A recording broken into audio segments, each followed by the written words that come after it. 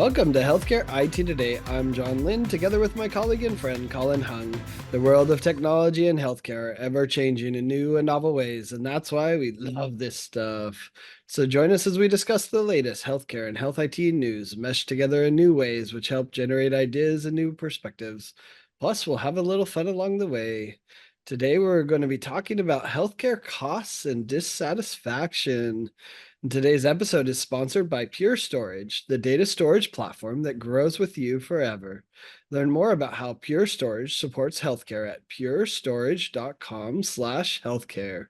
And be sure to follow the show on social media at the hashtag HITSM and our personal accounts at TechGuy and at Colin_Hung.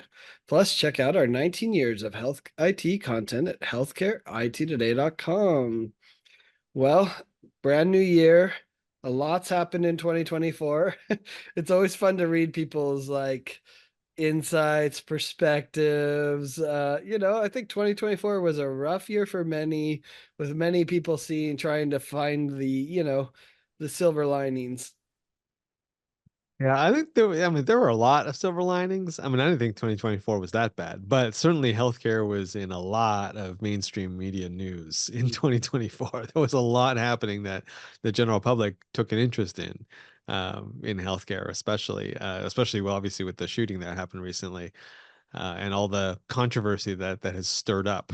But um, Yeah. I saw but I someone think at the say, is this the new normal we thought we were experiencing in 2021, but hadn't quite arrived? And I think that's probably pretty accurate. It's funny you say it wasn't that bad, but when you see the wave of firings of different companies and people without a job for a year, some of that, it's hard to see, it's hard to take and how to process, right? It depends on which industry you're in, right? If you're an AI expert, a data expert, you have plenty of jobs. But if you're a journalist, if you're even a lot of marketing people, PR people, it's pretty tough. Yeah, well, here's the hoping 2025 will maybe turn around quickly for all of us, and that we won't be talking about these things come the end of the year. But one of the things that I think is consistent, regardless of what year it is healthcare costs, right, John? They always seem to be rising. So my question to you is, are the rising healthcare costs actually sustainable? It's funny you described it that way because, as a startup, you want that hockey stick growth curve, right? But healthcare costs have kind of almost had that hockey stick growth curve, and it's scary and it's hard to process. And I always, yeah, man, it's one of the most common lines I hear at a conference. It says, "The rising healthcare costs aren't sustainable." And I've always thought whenever I hear that, I'm like, what's going to stop it? Like we pay for healthcare regardless of the cost, and employers do, we do, because we want whatever care is there. So I think that's the struggle for me with this question of, are these rising healthcare costs sustainable? Well, I think it is sustainable because we will keep paying for it, but it's going to have detrimental effects because they keep rising and the costs keep rising. And so the question is, when will those effects be so bad that we finally say enough is enough and we have to do something about it? What do you think? Well, so I think I don't think the costs are sustainable, but I caveat that by saying I don't think I think the rising cost of labor, I think the rising cost of equipment, those are natural costs, right? Things just cost more. I mean, and especially in our inflationary environment right now, it would be ridiculous to think that we could pay people less to work in healthcare or spend less on equipment. I think those are sustainable, the rise in costs of those, because that's common for everybody across every industry. But where I think costs are not sustainable is that there's a lot of unnecessary stuff in healthcare, a lot of middlemen, a lot of unnecessary treatment, unnecessary tests, medications that maybe are costing way too much when there are cheaper alternatives. I think there's a lot of that stuff in healthcare that should be removed, can be removed, and that is making healthcare unsustainable. If it was just the cost of equipment and labor, I think it'd be okay, right? Mm, But there's all that's this other interesting. stuff, right? That makes it unsustainable. So that's my take on it. That's why yeah, I just don't think. To your point, though, I think it'll reach a point where we just, can't take it anymore, and then we'll have to do something about some of these things. I mean, what is the alternative if healthcare costs aren't sustainable? Maybe we need to look at the rural health environment to understand it. When costs are too much, then there's just no hospital there. Like that's literally what happens. They're just like, well, I guess you're not getting a hospital. You're driving the 2 hours into, the big city to go get care. And it's like, is that what's going to happen? Is that the smaller organizations are all going to just disappear, and then the larger organizations are going to run healthcare, and we're going to have a 3 month wait list because there's just not enough, people to provide the services that we need? Like, that feels like the path that we're on. And sure, if you have the right money and the right connections, maybe it works out okay for you. But if you don't, then that's a problem. So it's like, where else do we go with this? As far as, if the costs keep rising, then all of these healthcare organizations have to face hard decisions, and probably cutting care, long time frames. I mean, that's the result of not having enough costs, I think. I mean, that's the thing. Like, there's costs on two sides, right? There's costs to the organizations to run themselves, and there's costs to patients. Mm. So, on which side does the cost become unsustainable? Like, what you're talking about is the costs on the provider side.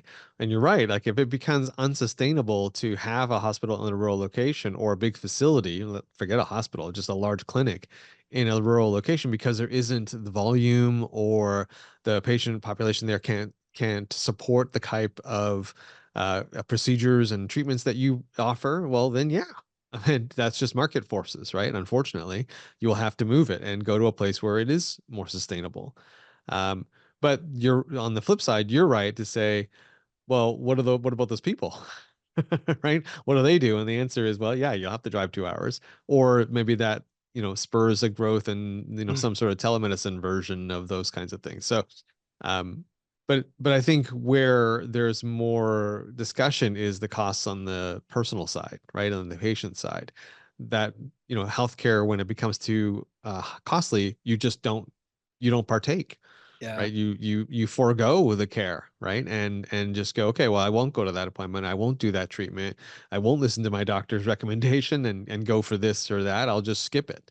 And that becomes, obviously you're building up health debt, right? That you're going to have to pay down the road.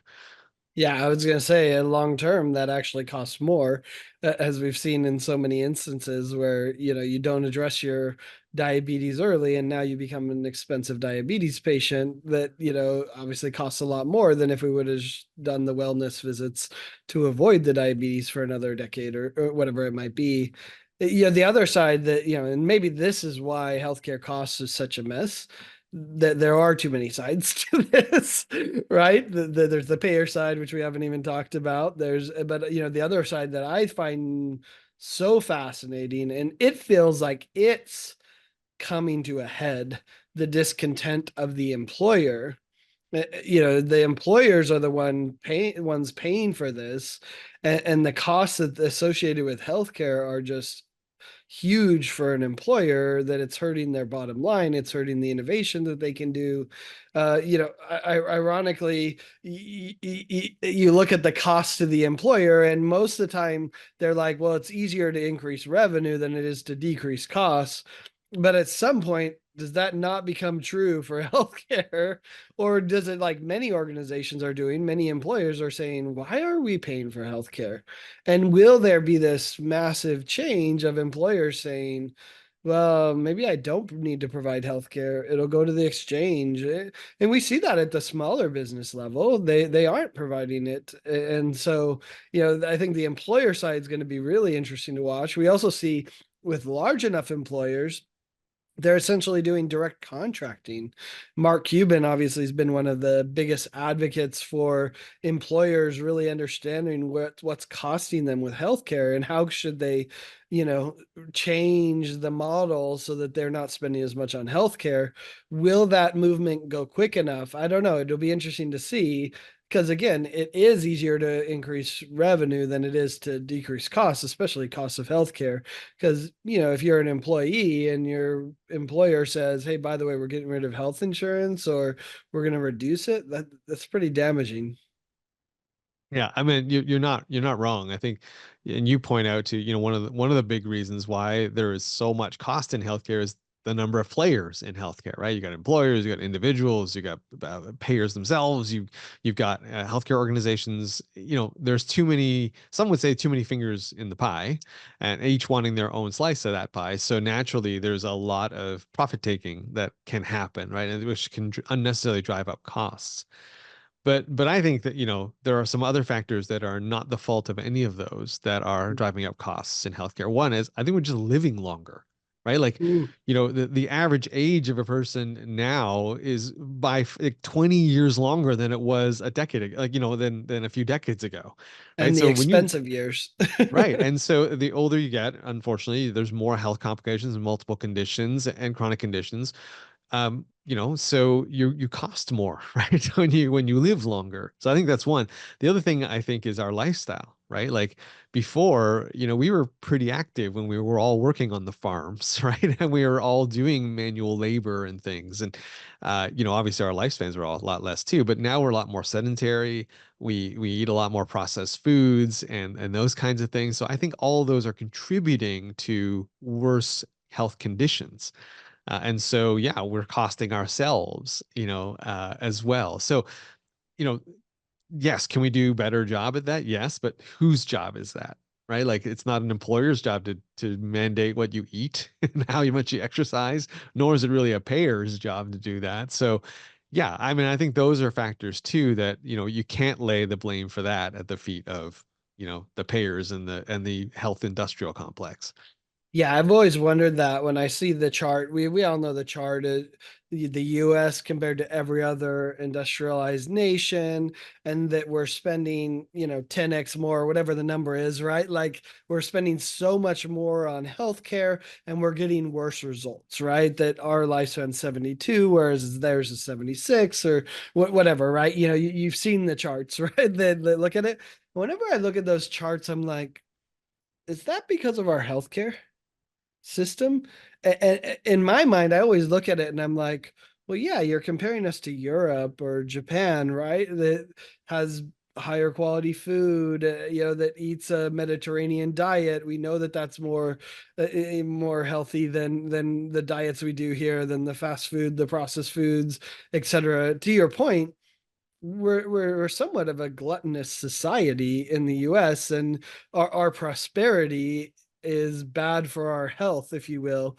The fact that we're so prosperous and that we're so gluttonous as far as the way we celebrate, the way we the way we eat, etc. To me, that's what that chart says. It's not so much that the care we're receiving in healthcare organizations is worse, or even that it costs more. That's kind of a separate discussion, I think, as far as why we aren't living as long as some of the other places.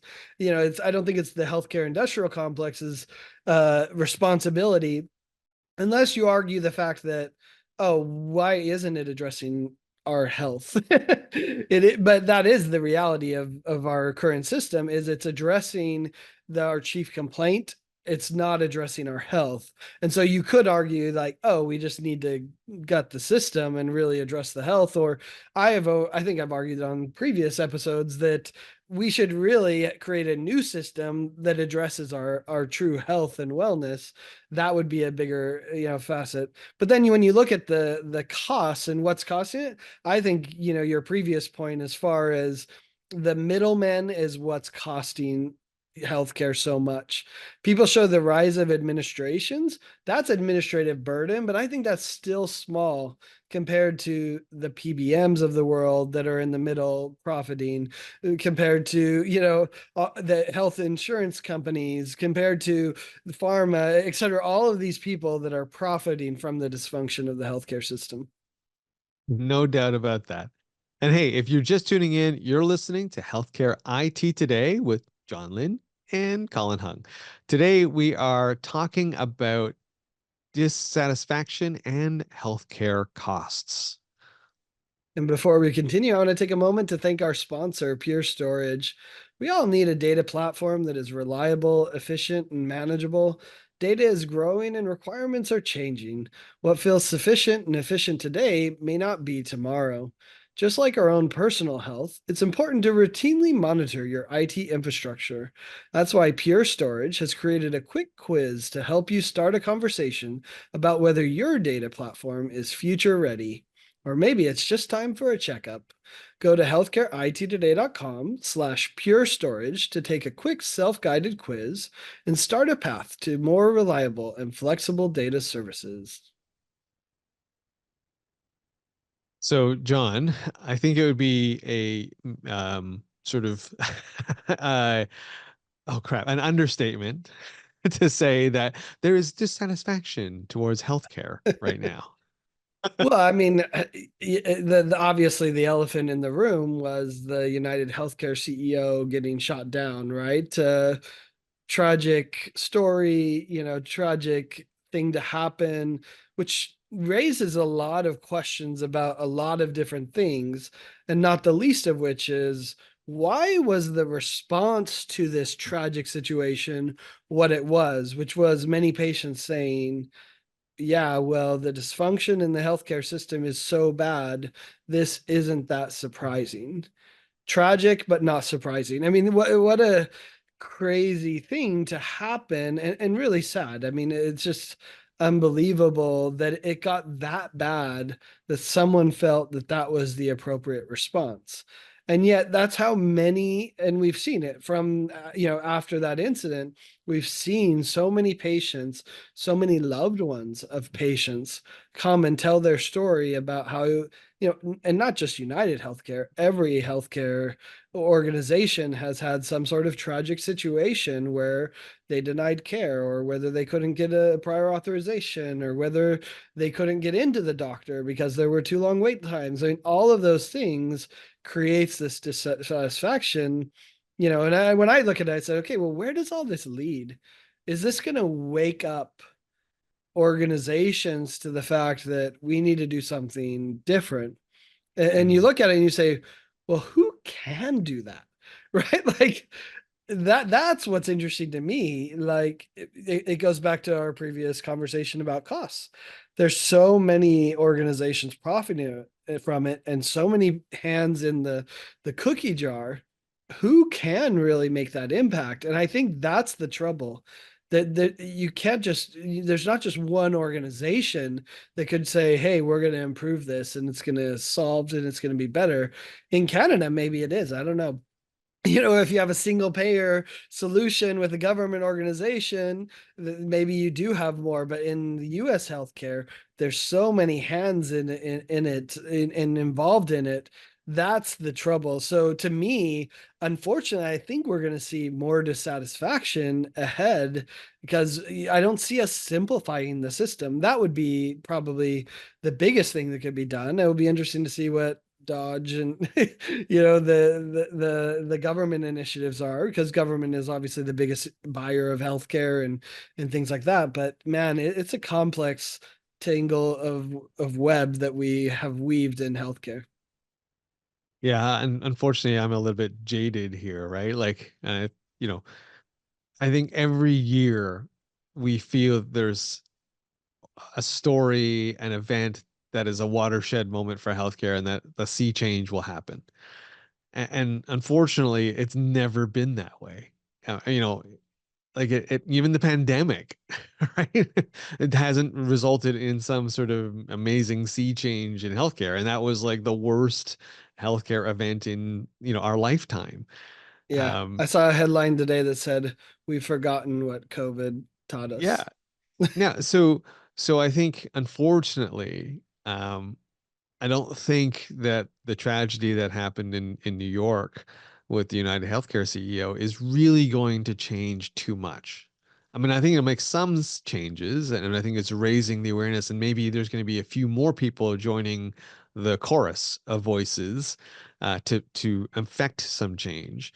But I don't think that one event is going to cause a lot of change, other than I think a lot of CEOs at payers are going to be hiring security teams. Yeah. um, for the next little while. How And that tragic is that line? You know what I mean? Like that the like only change is that we hire more security. Like that's kind of yeah, sad. and to your point, it was a very extreme reaction to something that's happening, right? Like that is not the appropriate reaction to, to that kind of tragedy or whatever story is going to emerge, right? From that person's history. But what I do think it is going to do, what all of these things do, is build up the number of voices, right? So Mm, someone out there is going to use this story to personally motivate them to make a change. And that person may found a new company, may become head of a payer one day, and maybe make some change. I think that is what I think is the long-lasting change that can come from this. Someone is going to be so outraged and channel it really, really well to do something about it. And then, mm. maybe a few years from now, we're going to start to see some results of that. But I don't think this is unfortunately going to be a watershed moment for healthcare. Yeah, I mean, I think the hope that it gives me is that it provides more transparency into what's happening. And that has kind of been healthcare's MO is if we make this complex enough, then they won't know what's really going on. That's why we get charged $200 for an ibuprofen in the hospital, right? Like it's because you're not paying $200 for the ibuprofen, you're paying $200 for the overhead and for the charity care that they give and for all, it's this complex system that is so complex that we just stop asking questions. And this has forced a lot of people to say, no, let's ask the questions that need to be asked about this, and so we can understand what's really going on. And we'll see. I saw an interesting report on the pricing transparency, and it was the penalties that were doled out to healthcare organizations because they weren't being transparent in their pricing, which is the law. But you looked at it and you're like, it was like 0.002% of their revenue. It was the penalty. It's like, okay, so that's not a meaningful enough penalty. Now that's just a business decision for that healthcare organization to say, oh, I guess I'm paying a $5 million tax to not share my pricing, which is much cheaper than actually sharing it and then having to deal with the backlash of why is it priced this way and why is it that way. Now we'll see. How does that evolve? Because I think a lot of people are saying, hey, we're going to dig into this and let's really tell the stories of the patients that are suffering so much that they would go and kill someone. Like that's the feeling that they have. Like let's dive into that and understand it. But the other thing that's beautiful is we have the technology now, and we have the ability to communicate these stories and to understand at scale what's some of the impact. So the data is actually out there to be able to tell these stories. So I think that's the other part of the technology side of things is, hey, the technology is there to understand how this is being done. Now, untangling it's going to take a while, and those stories are going to you have to do it. I go back to the biggest thing is that politicians are all about popularity. And with so many people profiting from healthcare, they don't want to change healthcare because they're going to impact the people that are electing them. Whether it's the person working at a hospital or whether it's the person working at a farm organization or for a payer, let alone the donors that support them, like that becomes a tricky thing to say, hey, let's cut healthcare costs in half. Every person in the US is like, yes, let's cut the US healthcare costs in half. But then they're like, well, how do you do that? Like, where would you start if you're like, okay, we want to cut the healthcare costs in half. what would you start to lower healthcare costs? That's a that's a very complex question. I mean, the easy thing to say would be eliminate all the middlemen, but I think the harder question would be what purpose did those middlemen serve, and where else could that purpose be served, right? Like Mhm. we all hate PBMs, or we not well, not hate them. We don't understand. A lot of people don't understand even what they are, why they exist, but they existed for a reason. They are there for a reason. So can we figure out a way, a cheaper way to deliver what they deliver? I Mhm. think is a good place to start. I think unnecessary tests, right? We hear this maybe not as often as before because with interoperability slowly getting better, but there's also I call it the CYA test, right? Well, you got this test done at this other facility that's not in my network, and hey, well, you know what? I'm gonna have you redo the test because I want it from my lab and my trusted partner, and so I'm just gonna have you redo it even though this other one is perfectly valid, right? Yep. And the only reason why they're doing that is because the potential is if something they missed, and then I base my decision on that, then who gets sued, right? So I think that kind of stuff can be removed, and those unnecessary costs. That's a first step. I mean, I don't know how much it'll take out, but I think that's a very easy thing to do is to say, okay, let's fix that problem. Yeah, that's an interesting one. You're right. That would help a lot of things. I always love the doctors who come and say we're not the problem and show some graph of the growth of administrations and things like that. I think they're not wrong that like you said, the middlemen, the administrative people who are just trying to deal with regulation. So maybe that's where you start is deregulating some of the things that are just adding cost and burden to the health system, which would then hopefully reduce the number of administrators needed to administer the healthcare system as it was, right? So, if the reimbursement and regulatory environment is so complex that you need a whole mountain of staff to deal with it, well, that's a way you could cut costs. But again, you got to go back and say, well, why was that regulation put in place? What was the reason for it? And how can, is there another way to do that? Or do we not need that anymore? I heard that about government. It's easy to make policy, it's hard to take it away. And that's true. So I think that's interesting. The one I would love to see, I would love, and I don't understand this fully, but I would love for us to see, okay, well, how much is pharma charging every other country?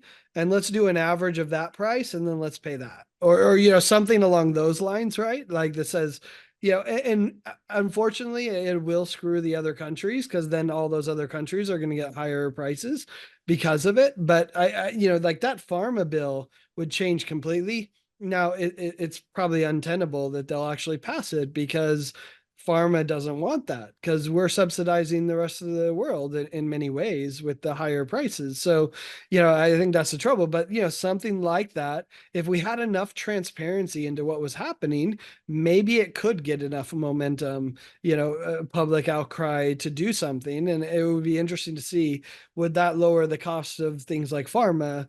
Uh, you know, it's a tricky thing though. You even look at the high cost of cancer drugs or whatever drugs that are that are really expensive. You're like, well, should they cost that much when they only cost $1 to create or $2 to create? It's the eternal discussion of, well, they use that for R&D and things like that. So I think that's where it's a tricky discussion. But going back to what you said, it's the middlemen. But it's understanding why are they profiting it and what are they serving. That really is the key to lowering costs. But here's a question for you, Colin. Is technology gonna solve it or no? No, I don't think so. I don't think technology is going to take out a ton of cost in healthcare. I think what it's going to do is prevent it from increasing at the rate that it's increasing. It'll slow the curve, not bend it the other way.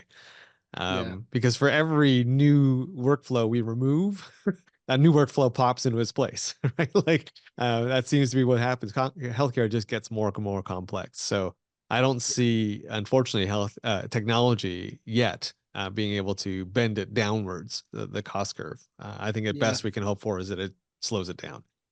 Yeah, and my view is the technology will provide the transparency into what's happening and force change that way rather than actually changing it itself.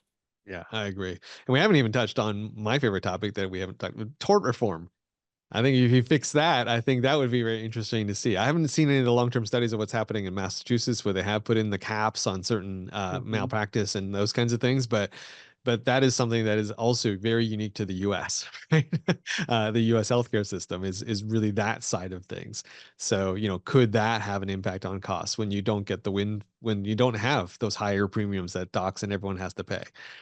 Well, that's Anyway, interesting, but that's a two-step process to cost, right? You have to have tort reform, which lowers their liability, which then lowers what we have to pay them because of that liability, and that's the trouble.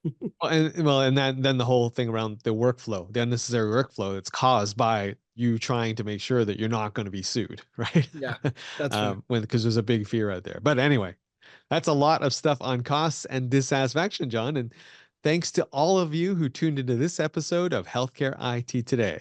And I also want to take the opportunity to thank today's sponsor, Pure Storage. Try the self-guided wellness quiz today at healthcareittoday.com/pure storage. One word. And take the first steps towards a more reliable and future-ready data platform.